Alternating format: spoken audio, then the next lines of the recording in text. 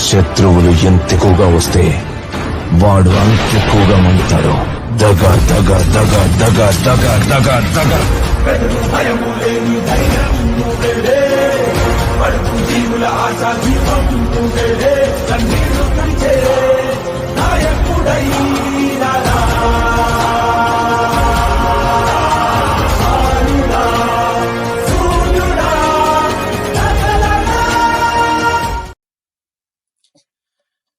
Sir Lokesh గారండి, మీరు ఎప్పుడు కూడా నా రెడ్ బుక్ అని వైసీపీ వాళ్ళని మీకు ఇష్టం లేని వాళ్ళందరి పేర్లు రాసుకొని మీరు పవన్ కళ్యాణ్ గారు అలాగే చంద్రబాబు గారు అంటే ఇప్పుడు మీరు నెగ్గింది ప్రజలు ఓట్లేసారనేసి మేము నెగ్గాము, ప్రజలకు అన్ని చేస్తాం అనేసి అంటుంటారు. కానీ ఇప్పుడు మీ పేరు చేస్తున్న పనులు ఎలాగున్నాయంటే ఓన్లీ వైసీపీ వాళ్ళ మీద పగ తీర్చుకోవడానికి, కక్ష తీర్చుకోవడానికి మీరు వచ్చినట్లు ఉన్నది. మీకు అర్థమవుతుందో లేదో నాకైతే అర్థమవుతుంది. ప్రజలకు కూడా అర్థమవుతుంది ఆల్రెడీ. మీరు చేస్తున్న పనులన్నీ అలాగే ఉన్నాయి.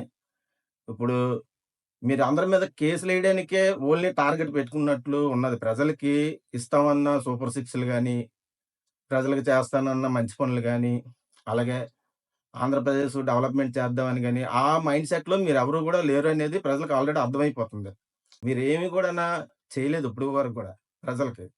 ఏమనంటే వైసీపీ వాళ్ళ మీద కేసులేసేయడం. ఎందుకంటే మీ చేతుల్లో ఉందది. ఎందుకంటే మీరు ఎలా చెప్తే అలాగా ప్రజల మీద గాని, ఈ వైసీపీ వాళ్ళ మీద గాని పోలీసోళ్ళకి మీరు ఏం చెప్తే అలాగ వాళ్ళు ఎఫ్ఐఆర్‌లేసేయడం, ఇష్టం వచ్చిన సెక్షన్‌లేసడం అది కూడానా. ఒక కేసుకి తగ్గట్లు సెక్షన్‌లు మీరు ఎయ్యట్లేదు. మీకు నచ్చిన సెక్షన్‌లేసేస్తున్నారు. ఎందుకంటే బెయిల్ రాకూడదు. నాన్ బెయిల్ మీద వాళ్ళని ముందు 15 రోజులు రిమాండ్‌లో పెట్టియ్యాలి. వాళ్ళ మీద కక్ష తీర్చుకోవాలి. అదే మైండ్ సెట్ గాని, ఒక కేసు పెట్టామంటే ఆ కేసుకి ఏ సెక్షన్‌లు పడుతున్నాయి? ఏ సెక్షన్‌లు ఎయ్యాలి? ఆ రూల్ కూడా మీరెవరు కూడా పాటించట్లేదు. ఇప్పుడిక్కడ పోసాని కృష్ణమురళి గారి మీద మీరు కేసు పెట్టారు. ఏమని పెట్టారు అది మీరు? ఎప్పుడో ఏదో తిట్టారు. ఎప్పుడో తిట్టిన దానికి ఇప్పుడు మీరు కేసేసారు. అది రూల్ ప్రకారంగా అయితే, చట్ట ప్రకారంగా అయితే చెల్లదది. ఎందుకంటే ఎప్పుడైనా ఏదైనా ప్రాబ్లమ్ జరిగిందంటే అప్పుడెయ్యాలి కేసు. అంతేగాని మీకు ఇష్టం వచ్చినప్పుడు ఎప్పుడో ఏసేసుకుంటాం అనేసి మీరు ఏసేసుకోవడం వల్ల ఉపయోగం అయితే ఉండదు. అది కూడా దానికి కూడా 111 సెక్షన్ పెట్టారు. ఎందుకు పెట్టారు మీరది? అతను బయటికి రాకూడదు. అతని మీద కక్ష సాధింపులు చెయ్యాలి. అతన్ని ఇబ్బంది పెట్టాలి అనే ఉద్దేశంతోటి మీరు పెట్టారు. కానీ ఒకటి కోర్టుకెళ్ళిన తర్వాత ఈ సెక్షన్ అనేది కేసుకి వర్తిస్తదా లేదా అనేది కూడా జడ్జి గారు చూస్తారు.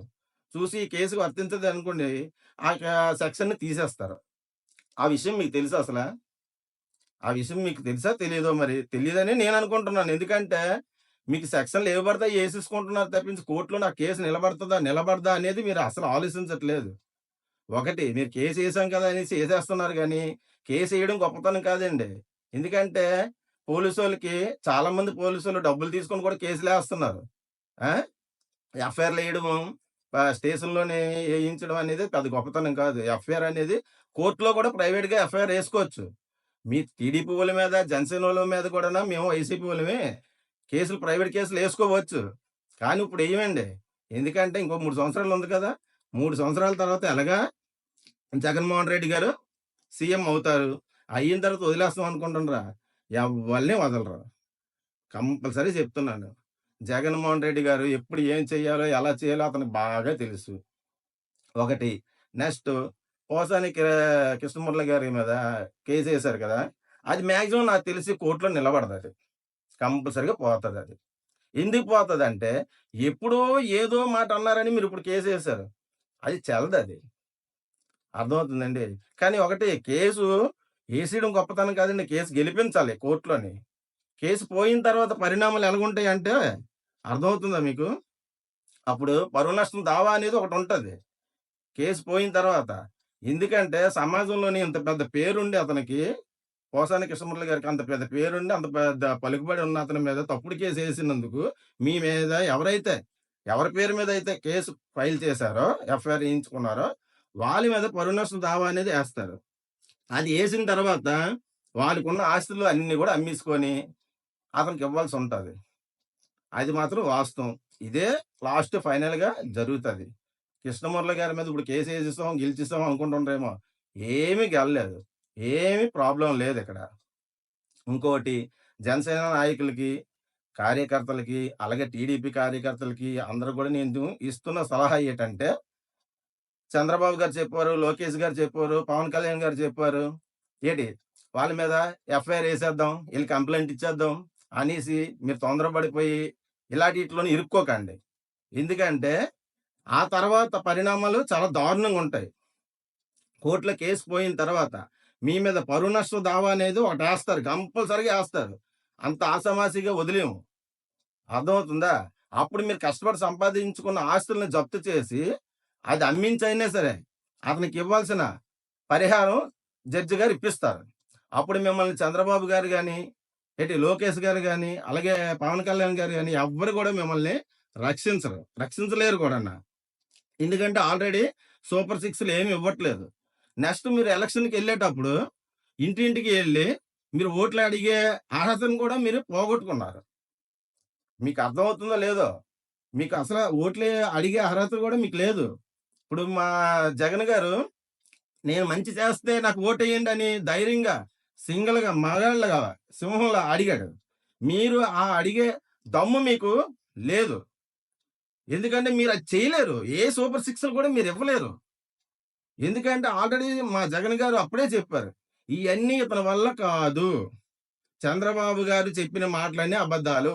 అతను ఏమి ప్రజలకి ఏమి కూడా చేయలేరు అని క్లియర్‌గా చెప్పారు. అయినా సరే ప్రజలు నమ్మి మీకు ఓటేశారు. ఓటేశారు కదా! ఓటేసినందుకు మీరేమన్నా మంచి చేస్తున్నారా ప్రజలకి? ఏమీ చెయ్యట్లేదు. చెయ్యండి సార్. ప్రజలకి మంచి చెయ్యండి సార్. నెక్స్ట్ మీరు ఓట్లు అడగాలి కదా ఇంటింటికెళ్ళి. ఇంటింటికెళ్ళి ఓట్లు దండుకోవాలి కదా! అడుక్కోవాలి కదా మీరు. మరి అడుక్కోవాలంటే మంచి చెయ్యాలి కదా! చెయ్యండి సార్. సార్ పవన్ కళ్యాణ్ గారండి మహిళలకి అది చేసేస్తాను, ఇది పీకేత్తాను, అది పీకేత్తాను అన్నారు మీరు. ఏటి సార్ చేస్తున్నారు? మహిళలకి ఇప్పుడు ఎన్ని దారుణాలండి జరుగుతున్నాయి. ఏటి చేస్తున్నారు సార్ మీరు? సచివాలయాల్లోని ఇన్ని వేల మంది మహిళలు కిడ్నాప్ అయిపోయారన్నారు మీరు. మరి ఇది తెచ్చేస్తాను ఆళ్ళందరిని తెచ్చేస్తాను ఎవరిని ఒక్కళ్ళని తెచ్చారండి ఇప్పటికొచ్చి మీరు? ఒక్కళ్ళని. ఏమనంటే సనాతన ధర్మం అంటారు. సనాతన ధర్మం అంటారు. కాషాయ వస్త్రాలేసుకుంటారు. హవాయి చెప్పులేసుకుంటారు. గుళ్ళకి తిరిగేతుంటారు. మీ ఆవిడొచ్చి క్రిస్టియన్. మీ పిల్లలు క్రిస్టియన్. మీరొచ్చి సనాతన ధర్మం అంటారు. వీళ్ళు ముస్లిం గుళ్ళకెళ్తారు.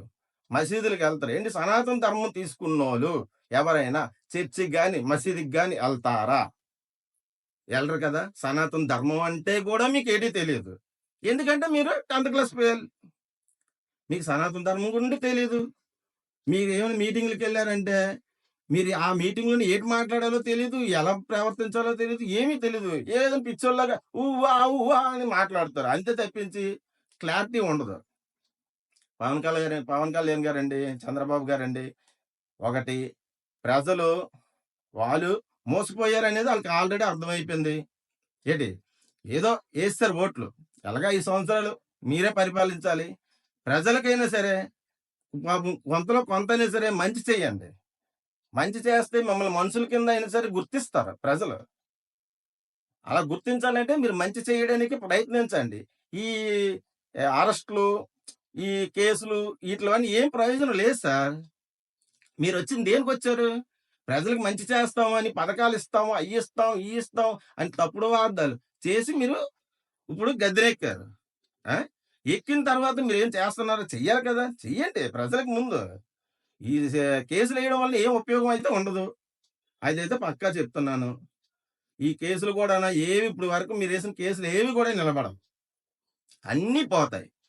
ఎందుకంటే ఎఫ్ఐఆర్ ఎయడం వరకు మీ చేతిలో ఉంది. కోర్ట్‌కెళ్ళిన తర్వాత కేసు మారిపోద్ది. మొత్తం మారిపోద్ది అక్కడికెళ్ళిన తర్వాత. అర్థమవుతుందా? ఈ కేసులు మీరు ఎవరెవరి మీదే వైసీపీ వాళ్ళ మీద ఎంతమంది మీద ఏసారో అన్ని కేసులు గూడా పోతాయి. పక్కాగా నేను చెప్తున్నాను. ఒక్క కేసు గూడా నిలబడదు. మీరు ఏమి సాధించింది లేదు. అర్థమవుతుందా సార్? దయించి ప్రజలకి ఇప్పటికైనా సరే కళ్ళు తెరుచుకొని పవన్ కళ్యాణ్ గారండి, చంద్రబాబు గారండి, లోకేష్ గారండి, ప్రజలకు మంచి చేయడం చూడండి. ఏటి జగన్ గారిని మీరు ఎంట్రుకు గూడా పీకలేరు. ఓకేనా?